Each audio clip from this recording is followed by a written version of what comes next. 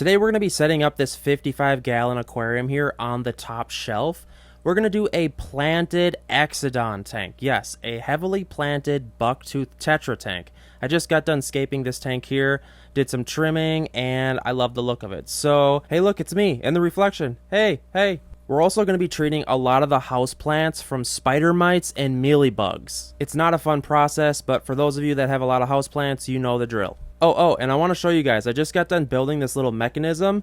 What it does here is it takes water from the goldfish tank and we can utilize it to water the houseplants. It's essentially just a garden hose with a pond pump sitting inside of a basket just so none of the fish get sucked into it. And when the pump is on, it pumps water through the garden hose into this little end. I built this little spigot.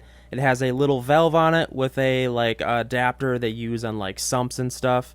But what's cool is it actually just feeds by gravity without using the pump. Let's see if I can turn this on while holding the camera. Yes, see? You just got to be careful you don't open the valve too much because water will blast through it like crazy. This thing works pretty great because, as you know, there's not a better thing to water your houseplants with than aquarium wastewater. Just a little nifty thing I built. As you guys know, I can never stop building things because I can't shut my mind off. Hashtag ADHD. Let's go check on the girlfriend and see how treating the houseplants is going. I know this process is brutal hell. If you guys have done it, it's so annoying. We also released 150 ladybugs, hoping that the ladybugs would feed on the mealy bugs. I guess while she's doing that, I can start setting up this planted 55-gallon aquarium. And I know some of you guys are thinking, Chris, why so many planted aquariums? And the answer is because upstairs, everything's going to be planted aquariums and downstairs is going to be everything not. For this 55-gallon, I decided to go with organic potting soil just because I'm a cheapskate and this is working so damn well in the house. If you still haven't taken my advice and just trialing this as an experiment, you have to do it. Set up a 20-gallon tall, use some organic potting soil, throw some sand on top. Just try it because I know it's going to be addicting to you and you're going to realize how easy this is. Get yourself some organic potting soil from your local home improvement store. Chances are it's like $7 for a decent sized bag. Put down between 2 to 3 inches at the bottom of your aquarium. Waterlog it, soak it. You can see here in this process what I do is I just run water over the top of it and I slowly just start smashing all of the air out of it because you do not want trapped air inside of this soil. Because what happens is later down the road, that air bubble, it explodes like through your substrate and it completely destroys your entire scape. And this is about how waterlogged you want the soil to be before we put sand on it. See? You can see kind of like the viscosity of it, or is that what you call it? I don't know. Oh man, that's killing my back. That tank is too high for my liking. Hey, it's an open container of fish food. Let's feed these fish. This is easily one of my favorite tanks in the house. If you ever get the chance to set up a heavily planted 55-gallon aquarium and stuff it full of rainbow fish, just go ahead and do so. So a local fish keeper just stopped by and we're doing some trading. I got myself some guppy grass. He also brought some, what are these over here? I'm always looking to hoard some fish. You guys know the drill. These are some cool looking guppies. These are like pure strain guppies that we're going to be trying to breed in tanks by themselves. What else here? We have some more guppies. We do have lots of different strains of live bears upstairs, that's for sure. And we have a small little killifish. So this is going to be one of the first killifish kept in the house so far. Alright guys, so getting back on track, I was working on this aquarium before we got distracted. Story of my life. What we're now doing is we're adding blasting sand over the top of this potting soil. I like to sprinkle the sand with a cup just because sometimes the soil can get super waterlogged, and by sprinkling the sand on top of it, it kind of like slowly weighs it down. I've learned that if you pour too much sand on top of the moist soil at once, it can sink to the bottom below the soil, which is exactly the opposite of what you want to do.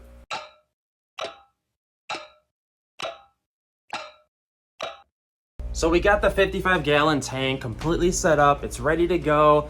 We were due to pick up the Exodons last weekend, but something came up with the seller and we're still going to be getting them. What we did here with the 55 is we put 2 sponge filters in there, we put a heater in there, and then we put some of the trustworthy floating plants because this is a dirted tank, and like I preach, we need these floating plants to absorb some ammonia that might be given off by the dirt. So aside working on all the fish tanks upstairs here, we are also in the mix of renovating the front porch here. By the way, check out this awesome money tree we just picked up today. The plan with the porch is to essentially, well, it's the same plan as everything else. Fill it with houseplants and tanks, right? So what we're going to do is we're going to sexy this porch up a little bit. We're removing this old nasty carpet. We're doing kind of a cool paint scheme here that my girlfriend thought of. It's a green with a cool like off-white. This carpet is nasty. I will say that. It's probably older than me. This weird ass like dust particulate was underneath the carpet, which was disgusting. But yeah, we're doing what we can to keep this as cheap as possible. All we're in so far is some paint. We decided to actually stain the plywood floor just because I feel like once we have so much stuff in here, you're just not even going to notice because, like I said, we're trying to keep this pretty cheap. I'm pretty happy with the turnout so far. All the credit should go to my girlfriend because she thought of this paint scheme and she's going to fill this thing with houseplants. She just does the damn thing. She's the aquascape around here. All credit goes to her. By the way, I also hurt myself while doing this today. So yeah. Also, this money plant over here has grown 3 new leaves in like a couple days. Like, it's obviously going to love the lighting in this porch. Let's head to the basement next. As you guys know, I have a 450-gallon indoor heated pond, and I've been geeking out with this thing. As you can see, the water's crystal clear. It's full of mainly cichlids. There is a big red tail catfish, and we're going to feed him a hot dog in a little bit. So what I did was I wrapped the pond in some tar paper. This is like a home improvement deal. I've talked about it before. It's essentially what goes on your roof before they put the shingles on. And I also covered all the 2x4s with some of that black expanding foam that I'm obsessed with as well. This is what this stuff looks like. I just kind of sprayed it on there and used some gloves and just dabbed it and kind of just covered the 2x4s. I'm not completely done, but this is really coming together. I also built a custom sump over here where I kind of geeked out. I should have taken footage, but you have to know, sometimes when I don't have to shoot footage, it's a release, and I sort of just kind of geeked out with this. What happens here, by the way, there's a little flower horn in here. This is my Thai silk flower horn. I'm going to grow them out in here. How this sump works is there's a small pond pump just barely at the surface right there, and it pumps water into this tank, which is fed by the entire pond, and then it goes into an overflow here, as you can see, and then it overflows into this custom sump that I built. This is actually a saltwater sump, but I just kind of retrofit it and filled it with lava rock, and what I plan to do is just stuff a bunch of pothos in there and spider plants. There's a little spider plant in there right now, just kind of trialing if it's going to grow. But yeah, guys, I'm really obsessed with this setup. It'll be cool watching this Thai silk flower horn kind of grow up as well. I've also been trying to integrate how I can build this sump connected to it as well. What I might do is kind of just drill an overflow and just have that fill in there. I also added this branch up here with a shop light, and I'm hoping that this pothos takes off. It's only been like a week or so. Hey, would you look at that? This pothos leaf has a droplet of water falling from it. That's crazy. We do have some new leaves growing already, so that's kind of cool. I think it's just a matter of time until this plant kind of comes back and is super luscious. But yeah, guys, I've been super passionate about this pond, mainly looking for cichlids and such. The fish are doing great besides the fact of some fighting. Oh, by the way, I've been adding some aquariums to the basement now. I was sort of forced to set up a 75-gallon aquarium over here, as you can see. And it's essentially a hospital tank because one of the Midas got into a fight with the other Midas. I think what happened was some fish got into a fight or a scuffle, and this fish kind of ran away, and it ran into a piece of driftwood. That kind of sucks about keeping driftwood in your cichlid tanks. Some people are going to say, hey, you should never have wood inside of your tanks. It is what it is. We're treating this guy heavily with salt, and he's coming around. It's probably been 3 to 4 weeks now. We are treating pretty aggressively with aquarium salt. This works great with cichlids.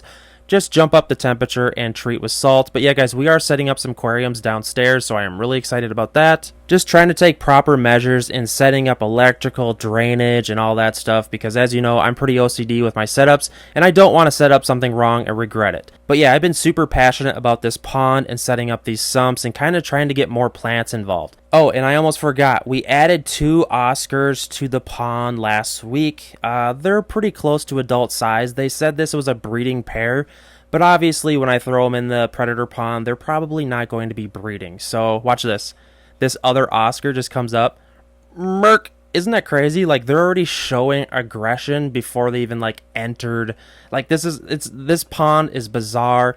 You got to keep a close eye on all these predators. Even though they have 450 gallons of space, they still do crazy things. So we do have 4 Oscar fish in the pond now, and I do not plan on taking any more. I say that and someone will reach out to me and I'll take more, but I'm going to try not to get too many Oscars because I am trying to collect some other cool cichlids. I do have a lead on some cool Texas cichlids, so there might be some breeding projects coming up. I'm dying to kind of set up some 75-gallon aquariums downstairs and just kind of get some breeding projects going because I think that'd be super cool. I'm really missing my cichlids. It'll be fun watching that Thai silk flowerhorn grow it as well. I also told myself I was going to show you guys the red tail catfish, and how I'm going to get him to come out of his hiding cave is to feed a hot dog. I don't do this every single day, but he absolutely loves hot dogs, and let's see if we can get him out here. Hopefully none of the cichlids grab this hot dog, so come on guys, just leave this alone. Oh, okay, I guess a fish is gonna just take the hot dog. Oh my god, look at this Oscar. This is bananas, dude. Like, what? Well, I guess the red-tailed catfish is out of his cave, and he knows what's up. So I think he knows one of the fish has his meal. Look at that Oscar fish holding that hot dog. That's ridiculous. I'll just wait for the red tail to catch this, because it will happen. Their sensory glands on smelling food is ridiculous. Like, that's all I had to do was dip that hot dog in the water, and he's already out. He's on the trail. The Oscar bailed on the steel. Come on, guy. He's going to find it. He always does. Alright, take your time. Oh, there he goes. As you can see, guys, he is doing marvelous. Still my favorite fish in the house. Of course, now he's going to go back into hiding. And yeah, this pond is awesome.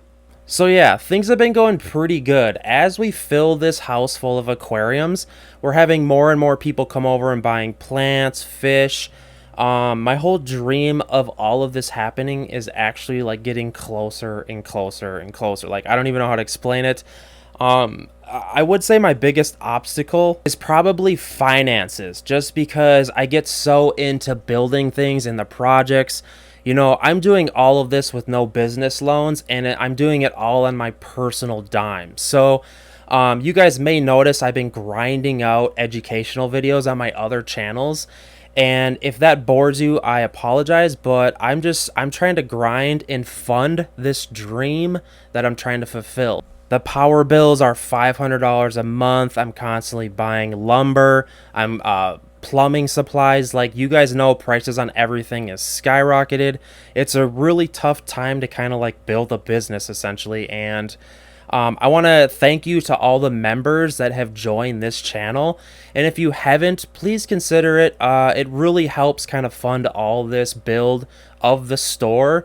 I do have a lot of ideas in the making. Like, for the most part, once we get going with all the aquariums set up in the house, I mainly want to be doing live streaming, just because doing all this editing and stuff is going to be so time intensive. And, you know, if I'm having people come over all the time, I'm not going to have the time to be doing editing. So it's mainly going to be doing like live streaming and just on the go stuff. So please consider becoming a member. It's only $1.99 a month, and it means the world to me. I want to thank you for watching the channel and all the sponsors that send the free stuff and just help build this dream of mine.